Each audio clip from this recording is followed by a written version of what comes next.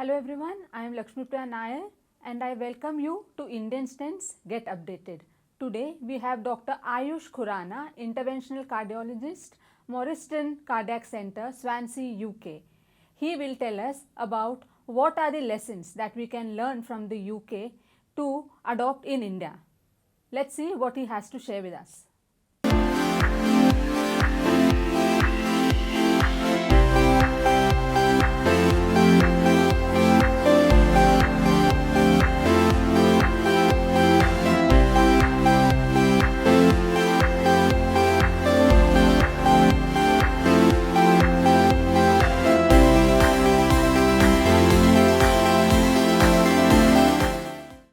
Dr. Khurana, thanks a lot for taking time off to be with us on Indian Stents Get Updated. It's great to have you here.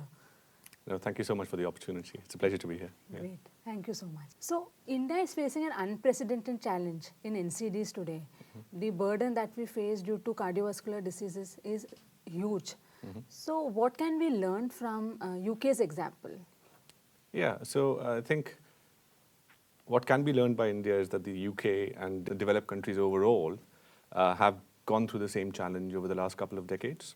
There has now been a control in terms of the overall incidence of cardiovascular diseases. And it's been through a combination of lifestyle advice and changes to the population on a whole-scale level, as well as development of new medication and preventative strategies. And finally, effective treatment of patients who, despite preventative measures, do come into hospital with heart attacks, with improving stent technology, for example. So it's required a holistic view and a holistic approach at a government level in a developed country like the United Kingdom, which has effectively now led to a control in the overall sort of rates of cardiovascular disease. India, at the moment, with recent capitalization, has, probably started on its journey of an increase in rate of cardiovascular disease. And I suspect that it's going to require a holistic approach, both in terms of improved technology, but also prevention and lifestyle changes to effect a control on the prevalence of cardiovascular disease. Okay. So, talking about a holistic and multidisciplinary approach to tackle NCDs, what will be the major pillars of it?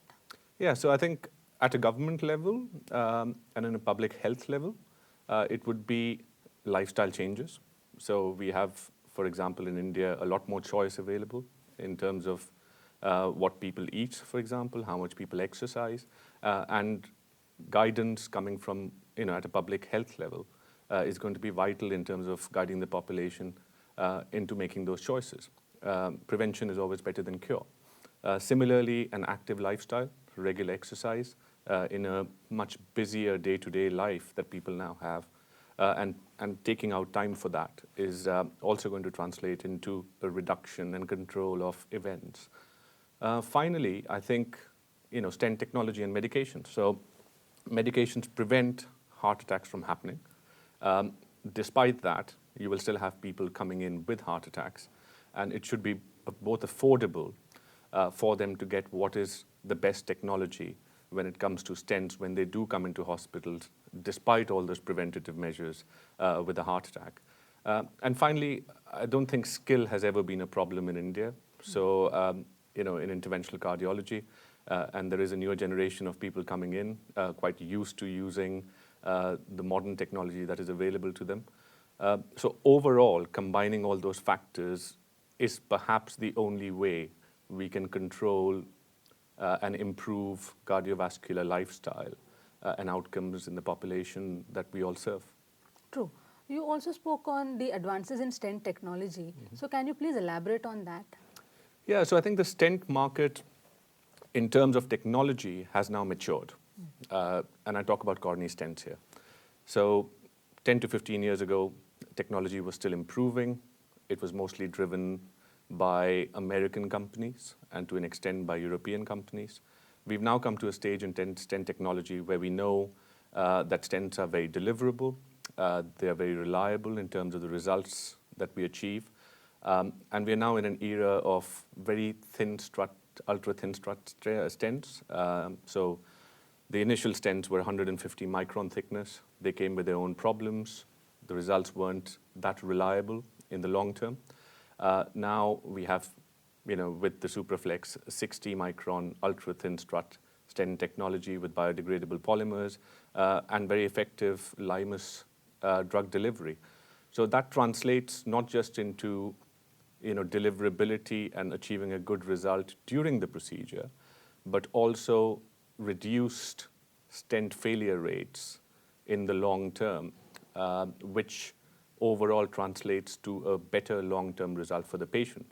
So while technology has matured, the market has now moved, in my view, to two stages. The affordability, particularly in populations such as India. And secondly, I think what we should aspire to is to give stent results that are similar or close enough similar to what has been the gold standard of revascularization for coronary arteries for these patients, which has been bypass surgery. Okay. So how far have Indian stents managed to do that? I think until recently, there was always an aspiration that we will have Indian stents. With the Supraflex stent, and especially now backed by the TALENT randomized control trial, this has been a major breakthrough when it comes to Indian stents. The TALENT randomized control trial was conducted in Europe across many countries, and that's given a lot of credibility to what was an excellent product in terms of the Supraflex stent. And that credibility goes a long way, and it reassures me as a clinician when I use this stent that it's at par with the best that's available out there, if not better. Because personally, I think that the ultra-thin strut platform and the biodegradable polymer in the long term will lead to even better results for the Supraflex stent. But adopting the technology, working in the United Kingdom, the reassurance from the randomized control trial has been critical. And this brings about, a better choice that is more affordable for me in terms of my practice as well. So do you see a lot of adoption of Indian stents in UK? I think we are just starting that journey in the United Kingdom. In the last couple of years, there has been an increase. With the TALENT randomized control trial, I expect the sound data that we've had from this trial to lead to a further increase of use of what we already, as a group of cardiologists in the United Kingdom, believe in ultra-thin strut stents. So I see a growth in the market in the United Kingdom. In fact, I see a growth in the market for this stent globally because it is a very, very good product, and now it's got evidence behind it to back it as well. That would be great. And what are the three trends that we should watch out for in the decades to come when it comes to interventional cardiology? So it depends where you are. I think, and once again, there are lessons to be learned from the developed countries. So when it comes to India, I think this is critical as from a public health level in terms of how we provide care. So the first pillar would be probably at a governmental or public health level.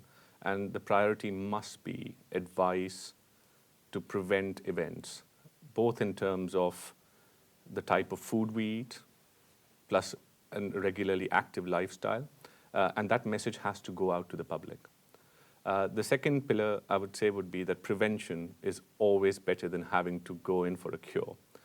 And that works at a population-wide level as well. So there are improved medications, preventative medications, that have recently found their way and have come into the market. And they're very effective and are going to drive down the prevalence rates of cardiovascular disease and events. And finally, I think we must continue to strive for better technology.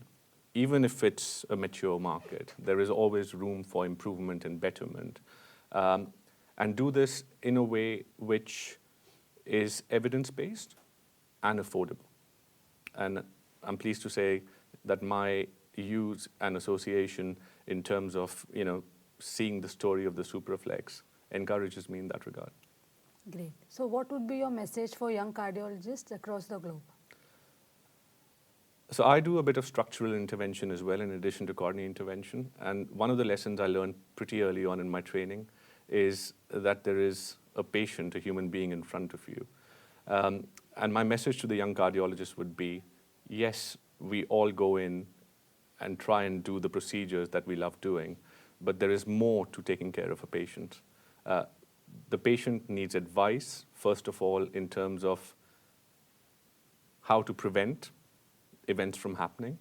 And that approach has to be more holistic.